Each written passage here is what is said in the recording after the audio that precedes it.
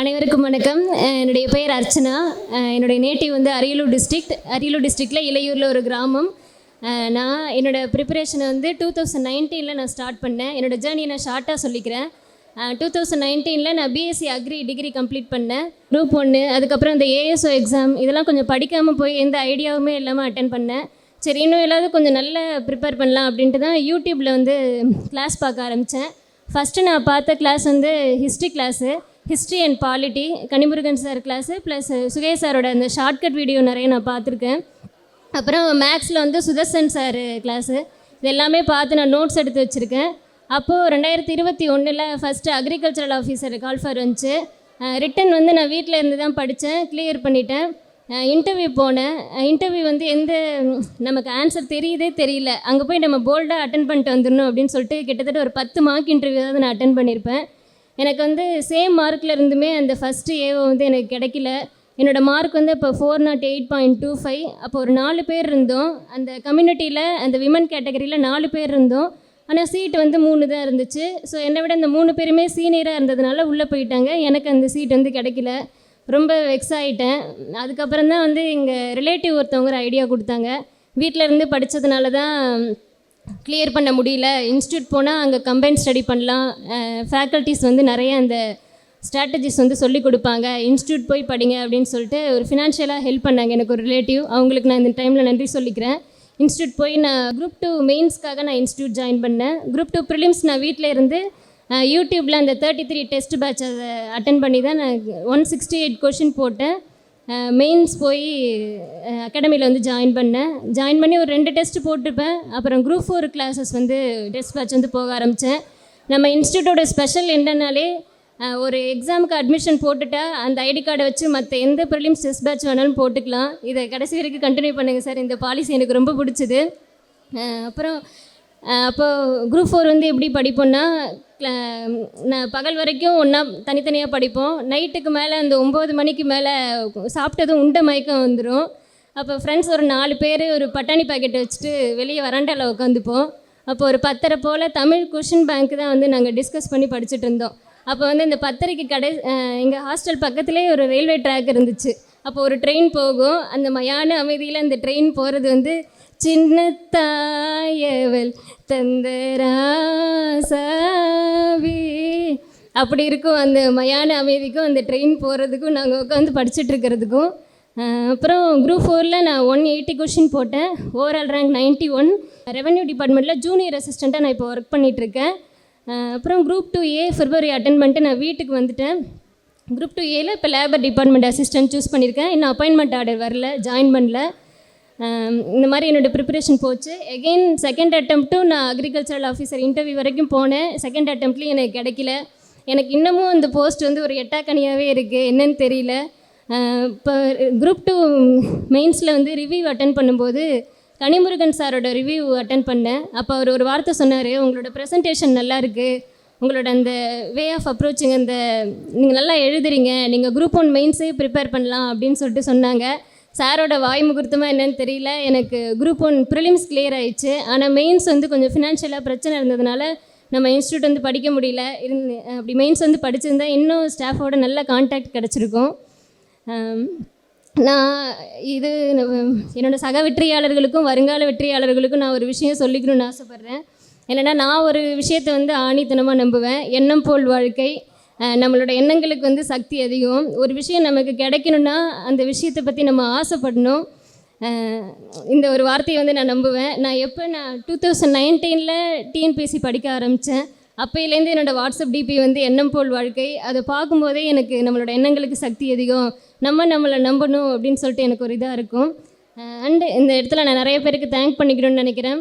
First என்னோடய parents வந்து நான் 2019 டிகிரி கம்ப்ளீட் பண்ணேன். அர்ச்சனா அவர்களின் பெற்றோர்களை மேடைக்கு வரும்படி அன்புடன் அழைக்கிறோம். 2019 எழுப்புமாறு அன்புடன் கேட்டுக்கொள்கிறோம். 2023 தான் நான் குரூப் 4 கிளியர் பண்ணேன். 4 வருஷம் ஆச்சு.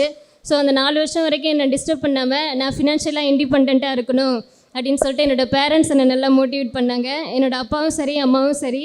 நான் படிக்கிறது தெரிஞ்சு இப்போ ரேடியோவில் வந்து 75th இண்டிபெண்டன்ஸ் டே அந்த டைமில் வந்து ரேடியோவில் ஒரு குவிஸ் கண்டக்ட் பண்ணாங்க. அசாடிகா அம்ரித் மஹோத்சவ் அந்த குவிஸ் வந்து கண்டக்ட் பண்ணாங்க. இந்த மாதிரி ரேடியோவில் எந்த வினாடி வினானாலும் எந்த குவிஸ் ப்ரோக்ராம்னாலும் எனக்கு எங்கள் அப்பா அம்மா வந்து பார்த்து இந்த மாதிரி குவிஸ் கண்டக்ட் பண்ணுறாங்க, இது என்னன்னு கேளு அப்படின்னு சொல்லிட்டு ஒரு ப்ராட் எங்களுக்கு வந்து நல்லா சொல்லி கொடுத்தாங்க.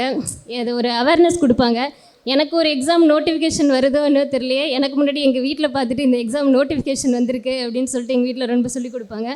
என்னோடய அப்பா அம்மாவுக்கு நான் நன்றின்னு அந்த 3 எழுத்தை மட்டும் நான் சொல்லி நிறுத்திடக்கூடாது. அவங்கள கடைசி வரைக்கும் நான் நல்லா பார்த்துக்கணும். அடுத்து என்னோடய நன்றி வந்து என்னோடய அண்ணாக்கு. நானும் எங்கள் அண்ணாவும் சேம் டைமில் டிஎன்பிஎஸ்சி படிச்சுட்டு இருந்தோம். அப்போ கோவிட் வந்ததில் யாராவது ஒருத்தவங்க வேலைக்கு போகணும் அப்படின்னு சுச்சுவேஷன் வந்தப்போ எங்கள் அண்ணா வந்து நீ என்னை படிக்க சொல்லிட்டு அவங்க ஜாப் போனாங்க. எனக்கு அந்த அவங்க அதுவும் இல்லாமல் என்னை நல்லா மோட்டிவேட் பண்ணுவாங்க. எனக்கு தேவையான பொருள் வாங்கி கொடுக்கறது, எனக்கு ஹாஸ்டல் ஃபீஸ் பே பண்ணுறது எங்கள் அண்ணா என்னை நல்லா பார்த்துக்கிட்டாங்க. எங்கள் அண்ணாக்கு நான் ரொம்ப நன்றி சொல்லிக்கிறேன். அடுத்து என்னோடய ஃப்ரெண்ட்ஸ்னாலே ஸ்டடீஸ்க்கு ஒரு நல்ல பார்ட்னர்னால் நான் ஃப்ரெண்ட்ஸ் தான். என்னோடய school friends, college friends, institute friends இவங்க எல்லாத்துக்கும் நான் நன்றி சொல்லிக்கிறேன். அடுத்து என்னோடய ரிலேட்டிவ் எல்லாருமே என்னோடய மாமா, சித்தப்பா, சித்தி, தங்கச்சி, மற்ற எல்லா ரிலேட்டிவ்ஸ்க்குமே நான் ரொம்ப நன்றி சொல்லிக்கிறேன். அடுத்து என்னோடய நன்றி என்னோடய ஹஸ்பண்டுக்கு. என் ஹஸ்பண்ட் என்ன சொல்லுவாங்கன்னா, இப்போவுமே மேரேஜ் ஆன பிறகுமே நம்ம குட்டை மாதிரி ஒரு இடத்துல தேங்கி நின்றக்கூடாது, ஆறு மாதிரி ஓடிக்கிட்டே இருக்கணும், அடுத்து என்ன நமக்குள்ளே இருந்துக்கிட்டே இருக்கணும் அப்படின்னு சொல்லிட்டு என்னோடய ஹஸ்பண்ட் ஃபேமிலி என்னை நல்லா மோட்டிவேட் பண்ணுவாங்க. அவங்களுக்கும் நான் ரொம்ப நன்றி சொல்லிக்கிறேன். அடுத்து மெயினான நன்றி நம்மளோட அகாடமியில் இருக்கிற டீச்சிங் ஸ்டாஃப் ப்ளஸ் நான் டீச்சிங் ஸ்டாஃப் எல்லாருக்குமே நான் நன்றி சொல்லிக்கிறேன். கடைசியாக எல்லாம் வல்ல இறைவனுக்கும் நான் நன்றி சொல்லிக்கிறேன். என்னோடய சக வெற்றியாளர்களுக்கும் வருங்கால வெற்றியாளர்களுக்கும் வாழ்த்துக்கள்.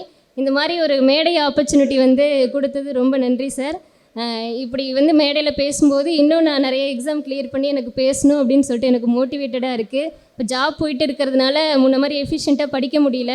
இருந்தாலும் இந்த மேடை வாய்ப்புக்காகவே நம்ம இன்னொரு டைம் மேடையில் போய் பேசணும் அப்படின்ட்டு எனக்கு ஒரு ஆசை வருது. ரொம்ப நன்றி சார். தேங்க்யூ. அர்ச்சனா அவர்களின் பெற்றோரை ஓரிரு வார்த்தைகள். என் பேர் சேகர். நான் அரியலூர் டிஸ்ட்ரிக்ட் இளையூர்லேருந்து வந்துட்டுருக்கேன். என்னுடைய தொழில் வந்து சில்க் சாரீஸு, கூலிக்கு வேலை செய்கிறது தான், கூலி தொழில் தான். நான் அந்த தொழிலை செஞ்சு தான் எனக்கு ஒரு பொண்ணு ஒரு பையன் பிஇ சிவில் இன்ஜினியரிங் படிச்சுட்டு இங்கே ஐடி கம்பெனியில் வேலையில் இருக்கான், மெட்ராஸில் ப்ரைவேட்டில். பொண்ணு அர்ச்சனா. அவன் வந்து பெடிபிஷனில் நான் வந்து பணம் கொடுப்பேன் தவிர என்ன படித்தா ஏது படித்தா நான் கேட்கவும் மாட்டேன். அதுக்கு தெரியும், நல்லா படிக்கவும் எனக்கு தெரியும், அதனால் நான் அதை கேட்க மாட்டேன். அவங்க அம்மா தான் கேட்பாங்க, என்ன படிக்கல என்ன எப்போயோ டார்ச்சர் பண்ணுவாங்க. நான் வந்து ஏம்மா படிக்கல கொள்ள அது கேட்குறது, அது படிக்கும், நல்லா தெரியும் எனக்கு. அதனால் நான் அதை கேட்குறது டார்ச்சர் பண்ணுறது, அதிர்ஷ்டத்துக்கே விட்டுற வேண்டியது. பணம் கேட்டால் பணம் பண்ணி எவ்வளோ பணம் வேணும் அந்த வாங்கி கேட்கணும்னு கொடுத்துருவேன். அப்படி இருக்கும்போது இந்த குரூப் 4 பரீட்சை எழுதி அந்த சமயத்தில் வந்து ரிலேஷன்ஸ் நிறையா பேர் வந்து இதே மாதிரி என்ன பொண்ணுக்கு கல்யாணம் பண்ணாமல் இருக்க, மேரேஜ் முடிச்சிடலாம் அப்படின்னு கேட்டேன். அப்போ வந்து அதுக்கு டைம் சரியில்லைங்க, நான் யோசனை பண்ணி சொல்கிறேங்க அப்படின்ட்டு இதை வந்து சஜஷன் கேட்டேன் பாப்பாவை.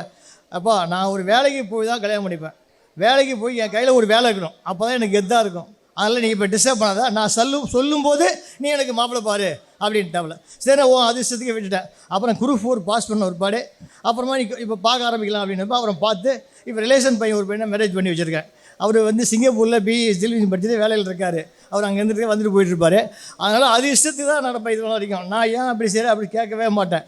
அது இஷ்டப்பட்டப்போ தான் மேரேஜ் பண்ணி வச்சேன்.